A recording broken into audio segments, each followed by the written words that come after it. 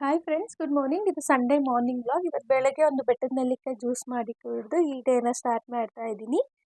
ಇನ್ನು ಪಾಪುಗೆ ಸ್ವಲ್ಪ ಹಾಲು ಕಾಯಿಸಿಟ್ಟು ಇವಾಗ ತಿಂಡಿಗೆ ರೆಡಿ ಮಾಡ್ಕೊಳ್ತಾ ಇದ್ದೀನಿ. ಇವತ್ತು ಮಸಾಲೆ ದೋಸೆ ಮಾಡೋಣ ಅಂತ ಪ್ಲಾನ್ ಮಾಡ್ಕೊಂಡಿದ್ದೆ. ಅದಕ್ಕೆ ಸ್ವಲ್ಪ ಆಲೂಗಡ್ಡೆ ಪಲ್ಯ ರೆಡಿ ಮಾಡಿಟ್ಟು ಇವಾಗ ಅದಕ್ಕೆ ಕೆಂಪು ಚಟ್ನಿ ಕೂಡ ಮಾಡ್ಕೊಂಡಿದ್ದೆ.